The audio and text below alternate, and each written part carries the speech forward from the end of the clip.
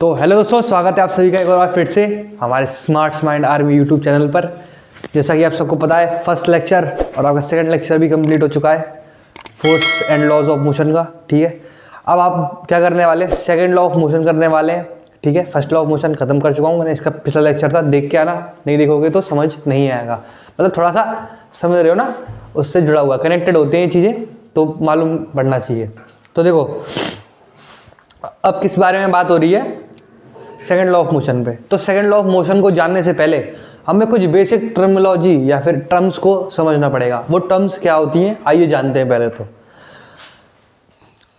तो देखो first law मेरा क्या कहता था कि अगर कोई भी मेरी ऐसी चीज़ है जो रेस्ट पे है तो रेस्ट में रहने की कोशिश करेगी, और जो मोशन में है वो यूनिफॉर्म स्ट्रेट लाइन मोशन में रहने की कोशिश करेगी जब तक उस पर कोई फोर्स अप्लाई या फिर अनबैलेंस फोर्स अप्लाई नहीं करा जाता। ठीक है, बहुत बढ़िया, इतना समझ गए।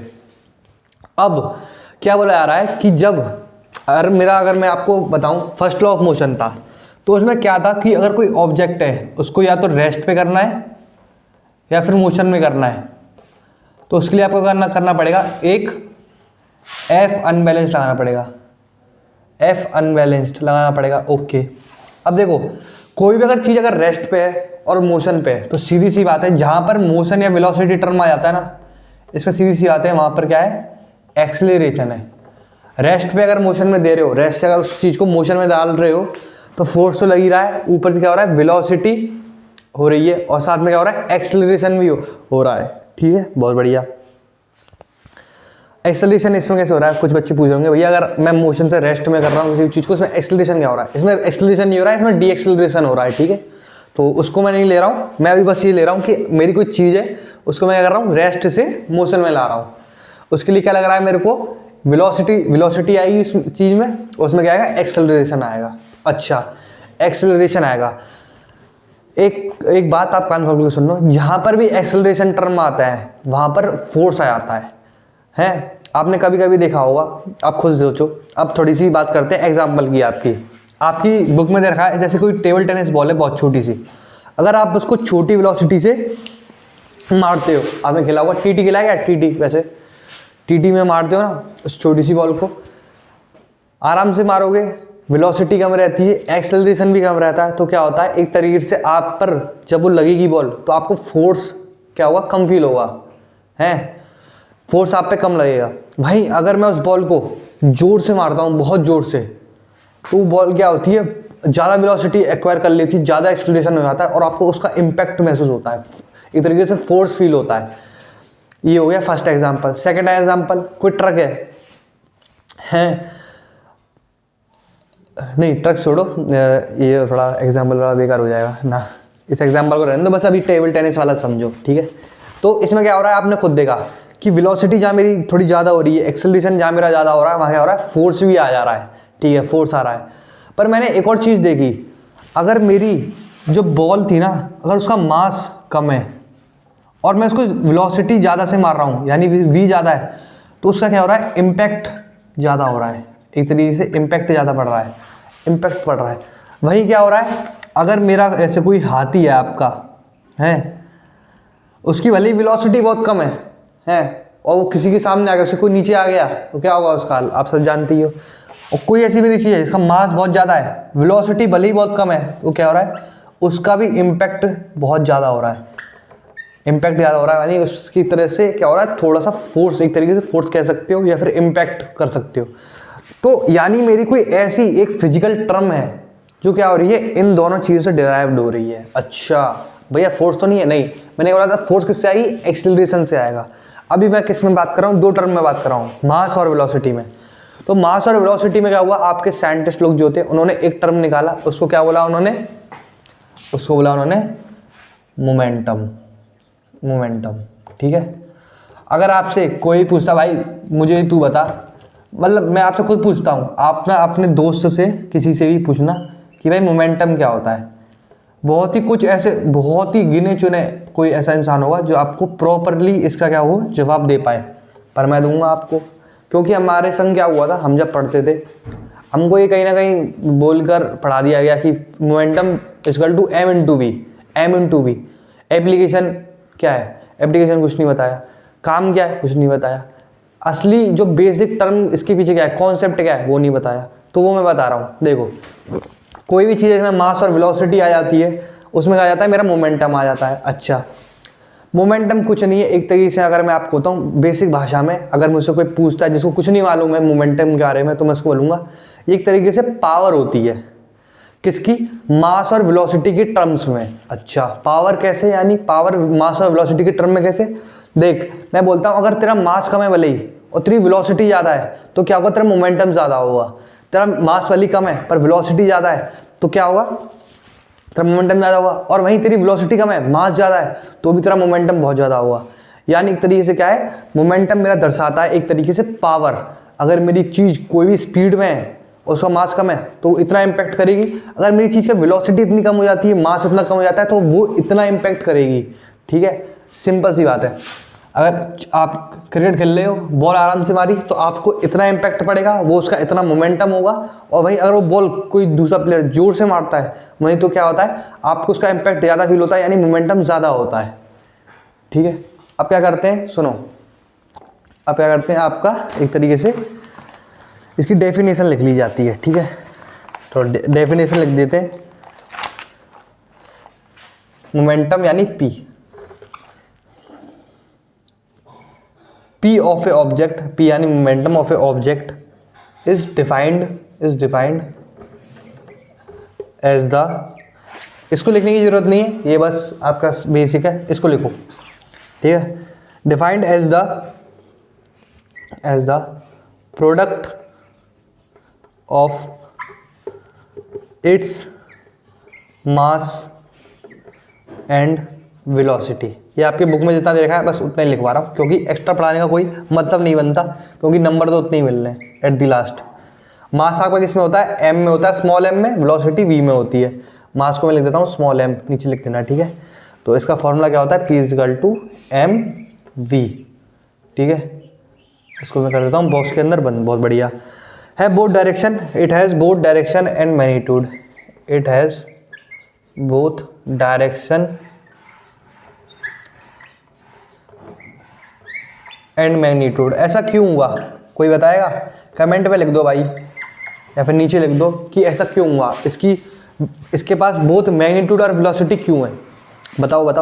4 सेकंड 5 सेकंड देता हूँ, 1 2 3 4 5। ठीक है, हो गए।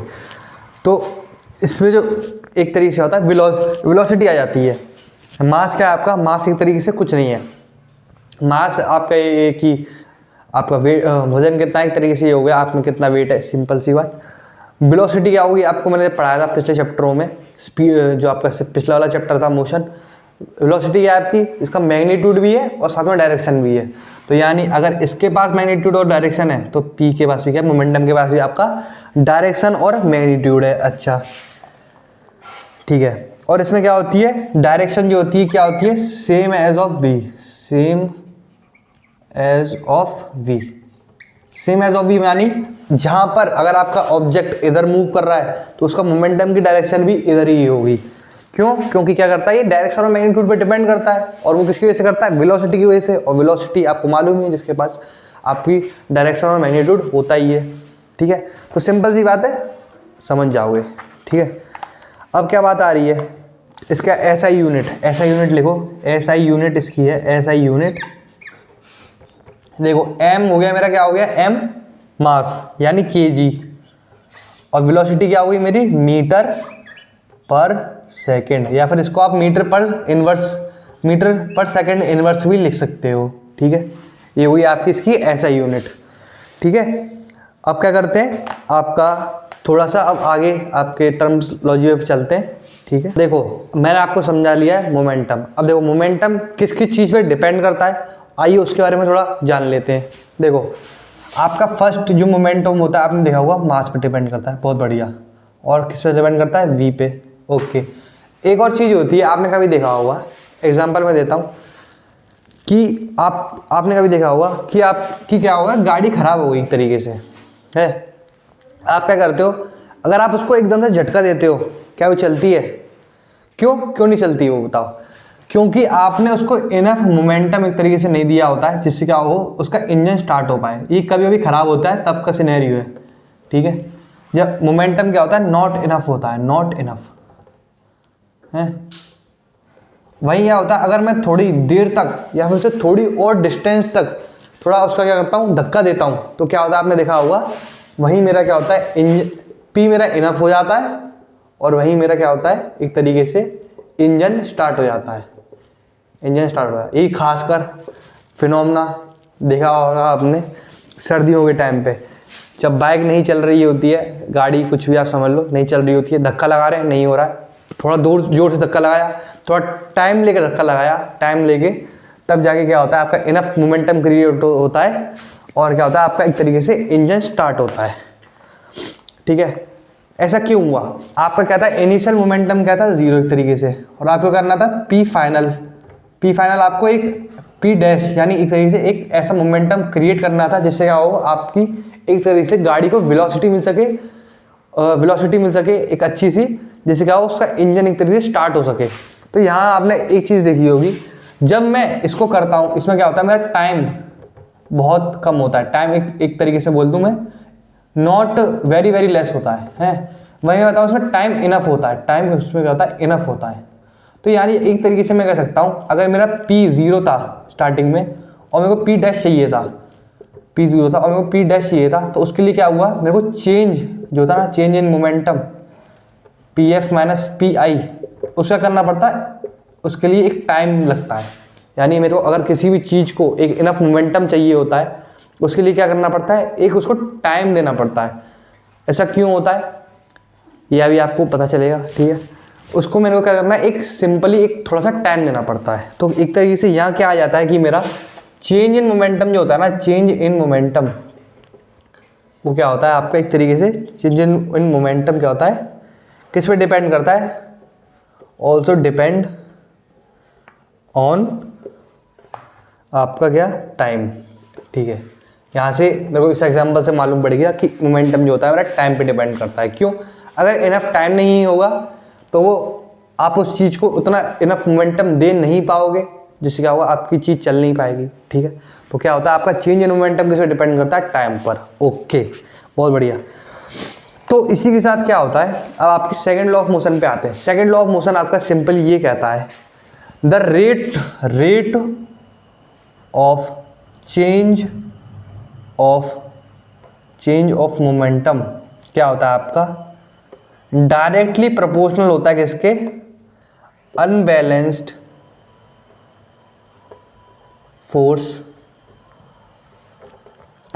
Force applied on it.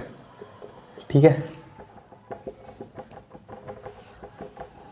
ये होती है आपकी एक तरीके से क्या, इसकी बेसिस। ठीक है, बेसिस।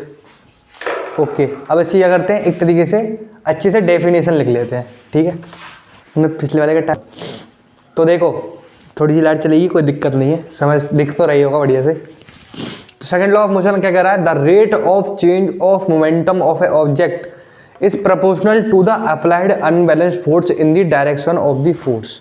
अच्छा, आइए इसको थोड़ा डिकोड करते हैं। क्या बोल रहा है, रेट ऑफ चेंज ऑफ क्या बोलते हैं एक तरीके से, मोमेंटम। अच्छा, तो पहली बात तो मुझे बताओ रेट क्या होता है। रेट में अगर आपको बताऊं, रेट का मतलब होता है कोई भी मेरी ऊपर x क्वांटिटी है, उसको मैं क्या कर रहा हूं, एक तरीके से y क्वांटिटी से डिवाइड करवा रहा हूं।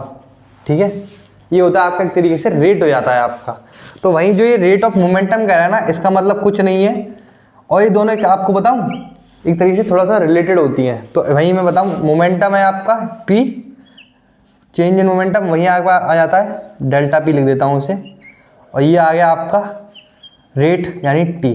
अगर आपको मैं बोलूँ रेट ऑफ मोशन तो क्या बोलते हो आप, स्पीड बोलते हो कि नहीं बोलते हो। ऐसी रेट ऑफ मोमेंटम आपका होता है p/t यानी मोमेंटम डिवाइडेड बाय टाइम।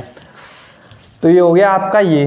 ठीक है, रेट ऑफ मोमेंटम क्या बोल रहा है, is proportional to the applied unbalanced force in the direction of force. यानी अगर मेरी चीज़ इस मोमेंटम है, इस पर यूनिट टाइम में, और मैं इस डायरेक्शन में फोर्स लगाता हूँ, unbalanced force, proportional to the applied unbalanced force in the direction of force, इस फोर्स, तो ये क्या करेगी, एक तरीके से आपका मोमेंट, आपने जैसे कोई चल रही है चीज़ और उस पर क्या हो रहा है, फोर्स लगाया, तो ये अपनी एक तरीके से क्या करेगी, डायरेक्शन उसके अलाइन करने की कोशिश करेगी। जैसे अगर ये जा रहा है और ये मैंने मारा ले, देखा बहुत बढ़िया होता है, बहुत सही है। तो आपका क्या हो गया एक तरीके से, rate of change of momentum is directly proportional to the unbalanced force applied on it in the direction of force. ठीक है, आपको फोर्स के डायरेक्शन में हमेशा फोर्स को ये चीज़ होगी, यानी अगर आपका फोर्स की डायरेक्शन इधर है तो आपकी मोमेंटम इधर हो रहा है, तो जैसे आप मारोगे तो इसका चेंज भी इधर ही होगा। ठीक है, तो इसकी आप क्या करते हैं, मैथमेटिकल इक्वेशन लिख लेते हैं। ठीक है, तो इसी में लिख देता हूँ, अगर आपको सही लगे तो इसी में आ जाएगी। तो देखो क्या होता है, आपका मोमेंटम हो गया, चेंज इन मोमेंटम क्या हो गया आपका, पहले ही बताओ। चेंज इन मोमेंटम, यहाँ से ऑपरेशन शुरू है तो ओपी लिख देता हूँ, ओपी। ठीक है, आपका चेंज इन मोमेंटम क्या होता है, चेंज इन मोमेंटम क्या हो गया आपका, change in momentum P final minus P initial. Okay, बहुत बढ़िया। पी इनिशियल क्या होता है मेरा, एम इंटू यू, यू क्या है आपकी इनिशियल वेलोसिटी, पी फाइनल क्या है आपका एम वी यानी फाइनल वेलोसिटी। तो p f minus p i क्या हो गया आपका, m v minus m u. बहुत बढ़िया, इसको कॉमन ले लेते हैं, m v minus m u. अच्छा ठीक है, अब क्या लिख रहा हूं मैं, रेट लिख देता हूं, rate of change in momentum. तो क्या होता है आपका rate of change in momentum. वैसे अगर आपसे पूछ जाए ना तो डायरेक्शन का इसमें कोई खेल नहीं है इतना, अगर आप गलती से पेपर में छोड़ भी आते हो ना कि डायरेक्शन, तो कोई दिक्कत नहीं है, क्योंकि मेनली क्या रहता है, सबका ज़्यादातर फोकस इसी पे रहता है कि ये मेन कॉन्सेप्ट ये है। डायरेक्शन ऑफ फोर्स तो भले ही बाद में आ जाए, क्योंकि क्या होता है डायरेक्शन ऑफ फोर्स जहाँ आती है ना, वहाँ क्या आ जाता है, एक तरीके से एक्सेलरेशन आ जाता है। एक्सेलरेशन आ जाता है तो आप सभी को मालूम है, एक्सेलरेशन आ गया तो क्या आ गया, वेलोसिटी आ गई, वेलोसिटी आ गई तो इसका मतलब मोमेंटम भी आ गया। ठीक है, तो rate of change of momentum क्या आ गया आपका, m v minus u upon t. ये क्या होगा आपकी फर्स्ट इक्वेशन हो गई। ओके ठीक है, अब अगली इक्वेशन को लिखते हैं हम नेक्स्ट स्लाइड में, लिख लीजिए इसको जल्दी से। तो देखिए फर्स्ट इक्वेशन क्या लिखी थी मैंने आपकी, m v minus u upon t, ये क्या हो गई अभी फर्स्ट इक्वेशन। बहुत बढ़िया, अच्छा ठीक है। अब क्या हो रहा है, आपसे एक और चीज़ बोली गई थी, क्या बोली गई थी कि फोर्स जो अनबैलेंस्ड फोर्स होगा वो क्या होगा आपका, डायरेक्टली प्रोपोर्शनल होगा m v minus u upon. ठीक है बहुत बढ़िया। अब क्या करता हूँ मैं, इस प्रोपोर्शनलिटी के साइन को खोल देता हूँ। जब भी हम किसी भी प्रोपोर्शनलिटी के साइन को खोलते हैं तो क्या आ जाता है, उधर एक के कांस्टेंट आ जाता है, कोई भी कांस्टेंट आ सकता है, के एम डी कुछ भी, आप उसको कुछ भी मान लो। ठीक है, m minus v upon t. ठीक है, अब देखो आपको एक चीज़ दिख रही होगी, क्या दिख रही है, ये क्या होता है आपका एक्सेलरेशन, के एम ए। अच्छा, ये आ गई आपकी इक्वेशन जो हमने डेराइव करी है। आपकी बुक में क्या दे रखा है, या फिर मैं समझाऊं क्या होता है, के आपका कुछ नहीं होता है, के आपकी अगर बोली जाए तो के होता है आपका, लिख देता हूँ डेफिनेशन अच्छे से, के होता है आपका 1 unit force applied on 1 unit मास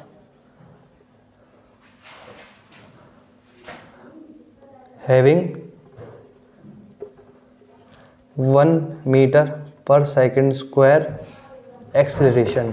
ठीक है, या फिर यूनिट एक्सेलरेशन भी ले सकते हो आप उसे। तो ये क्या हो जाता है, k is equal to m a. तो इसमें क्या हो गया, एफ 1 था मेरा 1 यूनिट, और मास क्या था मेरा 1 यूनिट, और एक्सेलरेशन क्या आती है मेरी 1 मीटर पर सेकंड स्क्वायर। तो के आपका क्या आ जाता है, एक तरीके से 1 आ जाता है। ओके, के आपका क्या आ जाता है, 1 आ जाता है। तो अगर मैं के को आपकी सेकंड इक्वेशन में पुट कर दूं, अगर मैं के को क्या करूं आपकी सेकंड इक्वेशन में पुट कर दूं, तो क्या आ जाएगा मेरा फाइनल जो मेरी चीज़ आ जाएगी, derived final derived quantity from second law of motion, law of motion क्या आ जाएगी मेरी, वो आएगी आपकी F is equal to m a, जिसमें क्या होता है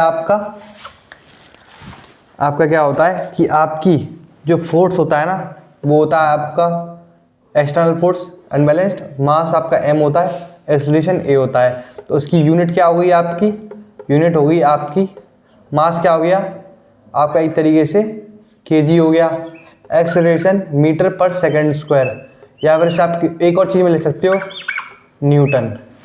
ठीक है, बहुत बढ़िया, kg पर मीटर सेकंड स्क्वायर, बहुत बढ़िया। ठीक है, अब क्या कर रहे हैं, अब आपका ये हो गया है यहाँ पर सेकंड लॉ से जो डिराइव्ड क्वांटिटी थी आपकी, तो इससे क्या हमें पता चल रहा है कि जो मेरा फोर्स होता है वो मेरे एक्सेलरेशन पर डिपेंड करता है। जो मैंने आपको क्या बोला था लेक्चर के स्टार्टिंग में बोला था, वो मैंने अब डिराइव्ड भी कर दिया है।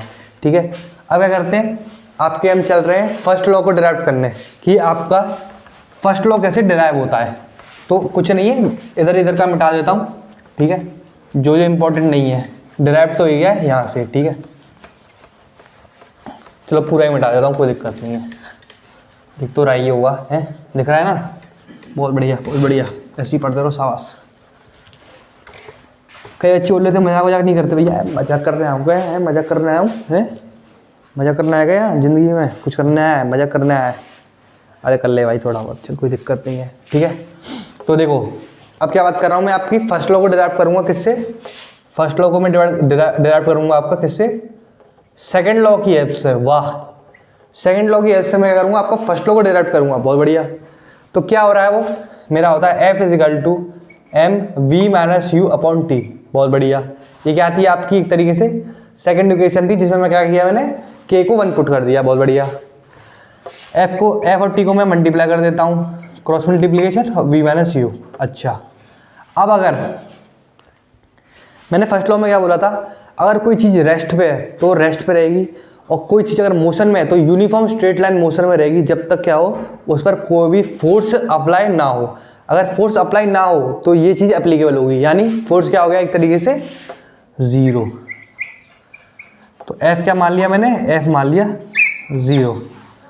ठीक है, दिख रहा होगा ना अच्छे से। तो F इजिकल टू mv-u/t। मास क्या है आपका, कोई भी कांस्टेंट होता है, मैं किसी भी कांस्टेंट को अगर 0 से डिवाइड करता हूँ तो वो क्या आता है, 0 ही आता है। ठीक है, तो हो गया v-u, तो मेरी एक चीज़ क्या आ गई, v इजिकल टू u। अब देखो, अब कई सारे बच्चे बोलेंगे हाँ भैया ये तो बता दिया आपने, पर इससे लॉ कैसे प्रूव हुआ, बता रहा हूँ ना, देख तू। पहली बात क्या बोली थी मैंने, कोई भी चीज़ रेस्ट पे रहेगी, मोशन में है तो यूनिफॉर्म स्ट्रेट लाइन मोशन में रहेगी। कैसे, जब तक उस पर कोई फोर्स अप्लाई नहीं किया जा रहा। तो मैं क्या कर रहा हूँ, फोर्स अप्लाई नहीं कर रहा हूँ। तो इसका मतलब ये है, अगर मेरा इनिशियल वेलोसिटी 0 है, अगर मेरी u 0 है, तो मेरी क्या होगी, v भी मेरी क्या होगी 0 रहेगी। अगर यानी ये आपका क्या होगा, रेस्ट वाली बात हो गई। अगर मेरी कोई चीज़ रेस्ट पे है तो रेस्ट पे रहेगी।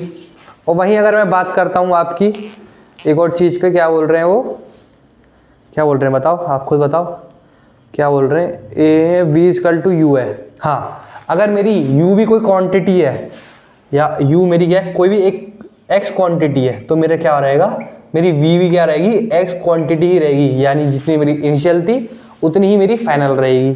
तो ये मेरी कौन सी वो हो गई, मोशन वाली स्टेटमेंट हो गई। यानी मैंने क्या किया, फर्स्ट सेकंड लॉ से आपका क्या हुआ, फर्स्ट लॉ डिराइव कर दिया। अब देखो थोड़े से क्वेश्चन है, उन्हें कर लेते हैं, इसके बाद क्या करेंगे, आपका आज का लेक्चर यहीं पर समाप्त करेंगे।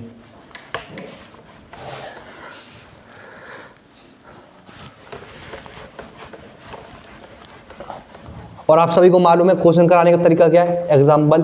क्यों भैया, एक्सरसाइज से डर लगता है क्या, अरे यार तू कैसी बात करता है, एक्सरसाइज से डर लगेगा, मुझे डर लगेगा, ठीक है मुझे डर लगेगा, आले बता दूंगा अभी।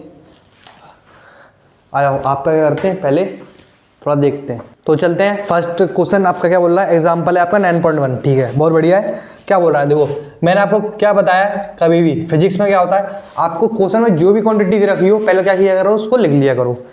A constant force act on A object, mass of 5 kg, बहुत बढ़िया, मास क्या है 5 kg, बहुत बढ़िया। ठीक है, और क्या बोल रहा है, ड्यूरेशन ऑफ 2 सेकेंड, टाइम कितना है 2 सेकेंड, बहुत बढ़िया। Object velocity from 3 metre per second, you हो गया मेरा 3 मीटर पर सेकेंड, और फाइनल वेलोसिटी क्या होगी मेरी 7 मीटर पर सेकेंड, बहुत बढ़िया। वही मेरी क्या बात कर रहा है, find the magnitude of applied force. Now if the force was applied at duration of 5 second, what will be the final velocity of the object. तो इसने एक ही क्वेश्चन में 2 क्वेश्चन दे दिए हैं। फर्स्ट तो क्या पूछा है इसने, मेरे को फोर्स बताओ, तो फोर्स की आप अभी मैंने आपको एक और क्वेश्चन लगाई थी, वो थी F is equal to m a, ठीक है। F क्या रखना है, F इजकल टू आपको रखना है M क्या रखना है 5, ये हो गया V minus u upon T, यानी 5 इंटू 7 माइनस 3 अपॉन 2, ये हो गया 5 अपॉन 4 अपॉन 2, यानी 4 2 या 2 यानी 10। आपका फोर्स आ गया 10 न्यूटन, बहुत बढ़िया। अब ये तो हो गया आपका फर्स्ट पार्ट। अब सेकंड पार्ट क्या बोल रहा है, अगर वही मेरी क्या होती, जो मेरी टाइम की ड्यूरेशन है, force was applied of it for a duration of क्या, एक तरीके से आपकी 4, अच्छा ठीक है ठीक है। तो इसने कुछ नहीं पूछा, इसने बोला कि अब मैंने क्या करता हूँ, मैं सारी क्वांटिटी सेम रखता हूँ और क्या करता हूँ, v गायब कर देता हूँ, v मेरे क्या होगी और मेरा टाइम क्या कर देता हूँ, एक तरीके से कितना बोल रहा है ये 5 सेकंड कर देता हूँ। अच्छा, बाकी मेरी क्या रहेगी, सारी चीज़ें सेम रहेंगी, सारी चीज़ें सब चीज़ सेम रहेगी। तो फोर्स मैंने निकाल लिया था 10 था, तो F इजकल टू क्या आ गया, फिर से M लगा देते हैं, F is equal to M V minus u upon t, बहुत बढ़िया। F क्या हो गया 10, M क्या हो गया 5, V क्या हो गया, V रह गया, V निकालना है, U हो गया आपका 3, टाइम हो गया आपका क्या 5 सेकेंड, ठीक है। तो 5 से 5 गया इधर, V इधर आ गया और ये हो गया 13 मीटर पर सेकेंड। ये इसी के साथ होता है आपका फर्स्ट एग्जाम्पल यहीं पर समाप्त। अब चलते हैं आगे, ठीक है, जल्दी से चलते हैं आगे।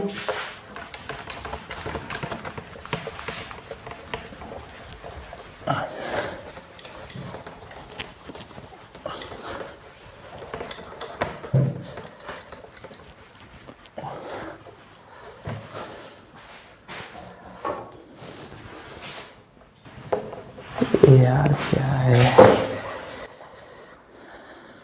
आप क्या कर रहे हैं, अब क्या कर रहे हैं, आपका एग्जाम्पल 9.2 कर रहे हैं, बहुत बढ़िया, यानी आपका क्वेश्चन 2 कर रहे हैं। क्या बोल रहा है इसमें, which would require a greater force accelerating a 2 kg mass at 5 metre per second और ए 4 kg मास एट, ये कोई क्वेश्चन है, ये कोई क्वेश्चन है, आप खुद सोचो, कुछ नहीं है, फॉर्मूला लगाना है, आंसर लाना है। F is equal to m a, first case क्या हो गया और सेकंड केस क्या हो गया। फर्स्ट केस हो गया आपका F क्या है मेरा, M क्या है 2 और ये क्या है 5, अच्छा, और यही बोल रहा है F क्या हो गया आपका 4, ये हो गया 2। अब खुद देखो आप, फोर्स क्या हो गया इसमें 10, इसमें क्या हो गया आपका 8, तो सीधी सी बात है, जिसमें फोर्स ज़्यादा होगा मेरा वही आंसर है। बस मेरा आंसर आएगा फर्स्ट पार्ट, देखिए जिसमें मास 2 kg है, वेलोसिटी 5 है, वही मेरा क्या होगा, एक तरीके से ज़्यादा उसका फोर्स होगा। अब चलते हैं आपके नेक्स्ट क्वेश्चन पे, इसको यहीं पर मिटा देता हूँ, बहुत छोटा सा क्वेश्चन था, लल्लू सा। अब आते हैं आपके 9.3 एग्जाम्पल पर। 9.3 क्या बोला है, a motor car is moving with a velocity of 108 kilometre per hour. अच्छा, मूविंग है ना, हाँ तो v ले लेते हैं, कोई दिक्कत नहीं है, 108 किलोमीटर पर आवर, ओके बहुत बढ़िया। It takes 4 second to stop after the brakes, time क्या लग गया आपका, एक तरीके से 4 सेकेंड। जब क्या करता हूँ मैं, ब्रेक अप्लाई करता हूँ, व्हेन अप्लाई क्या करते हैं ब्रेक, यानी ब्रेक मैंने मार दी है, उसके बाद क्या होगा, मेरी 4 सेकेंड के बाद जाके गाड़ी रुकेगी। अच्छा ठीक है, 4 सेकेंड में जाके गाड़ी रुकेगी। Calculate the force exerted by the breaks on the motor car if its mass along with the passenger is 100 kg। अब क्या बोल रहा है, देखो ये थोड़ा थ्योरी टाइप क्वेश्चन हो गया, इसको बताना जरूरी है। मास है 1000 kg, अच्छा बहुत बढ़िया। अब देखो इसको करने का तरीका बताता हूँ। पहले तो आप खुद इमेजिन करना कि कोई गाड़ी है मेरी और वो चल रही है किसी भी स्पीड पे, चल रही है, तो इसने क्या दिया है मेरे को, यहाँ u दिया है। u क्यों दिया है, ये इसकी मैंने इनिशियल मान ली है, क्योंकि इससे पहले कोई केस तो दिया नहीं कि शुरुआत से चली है वहाँ से चली है, तो इसकी क्या होगा, ये u हो जाएगी। अच्छा, ये बोलता है कि मेरा t टाइम था कुछ 0 समझ लो है, टी टाइम 0 पे मैंने क्या किया, यहाँ पर ब्रेक अप्लाई करी है। वैसे होता नहीं है, बस मैंने आपको क्वेश्चन के लिए बता रहा हूँ।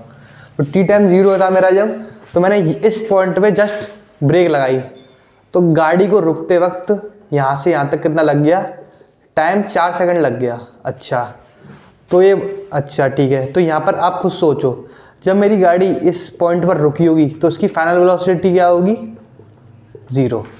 अच्छा फाइनल वेलोसिटी 0 हो गई, इनिशियल वेलोसिटी 108 थी, टाइम कितना लगा 4 सेकेंड, और मास क्या था 1000 kg।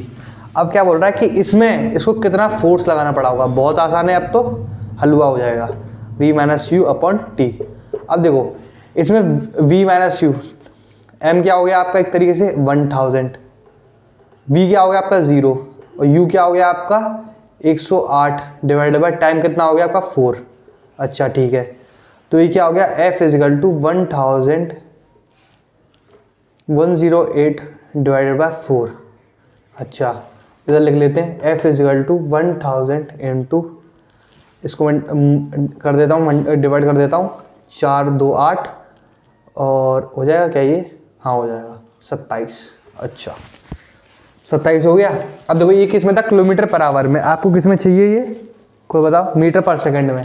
तो क्या करना पड़ेगा, किलोमीटर पर आवर के लिए 27 किलोमीटर पर आवर, ऊपर करो 1000 का मल्टीप्लाई, और नीचे मारो इसका आवर के में कितने होते हैं, इतने सेकंड होते हैं, ये गया इतने से इतना, ठीक है।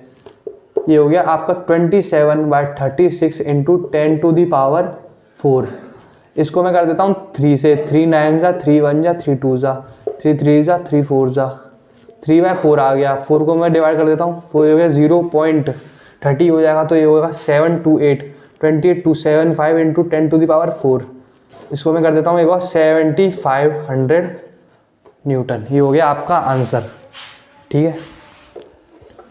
और देखो इसमें क्या हुआ, यहाँ पर माइनस साइन था, ये माइनस बाहर ले लिया, बाहर बाहर बाहर बाहर बाहर बाहर माइनस, ठीक है। अब देखो इसमें कई बच्चे बोलेंगे इसमें माइनस का साइन क्यों आया। आपका माइनस का साइन कुछ नहीं है, आपकी तरीके से डायरेक्शन इंडिकेट करता है। यानी अगर मैंने फोर्स लगाया है तो वो क्या कर रहा है, अब जैसे मेरी गाड़ी, अगर मैं बोलता इसको मेरे को भगाना है इधर से, फोर्स इस डायरेक्शन में लगाओ, नहीं फोर्स इस डायरेक्शन में लगेगा, ठीक है सही बात है। पर वहीं अब मैंने क्या किया, इसकी ब्रेक अप्लाई करी है, तो मैं क्या कर रहा हूँ, इसकी जो फोर्स की डायरेक्शन है इसको यहाँ ले रहा हूँ, अलॉन्ग दी वी के नहीं, अपोजिट टू द वी, जिससे क्या होगा इसमें माइनस आ रहा है, ठीक है। माइनस हवा कुछ नहीं, उल्टी डायरेक्शन दिखा रहा है। तो आज के लिए बस इतने ही क्वेश्चन करते हैं, अगले 2 क्वेश्चन आपकी अगली क्लास में करेंगे, और फिर आपका थर्ड लॉ ऑफ मोशन भी वहीं समझा देंगे। आशा करता हूँ आप सभी को आज का लेक्चर पसंद आया होगा, समझ में आया होगा। अगर नहीं आया होगा कोई दिक्कत नहीं, कमेंट कर देना, अच्छे से और ट्राई करेंगे आपका पढ़ाने का। तो मिलते हैं आपसे नेक्स्ट लेक्चर में, तब तक के लिए आप सभी को सी यू, टाटा, गुड बाय और राधे राधे।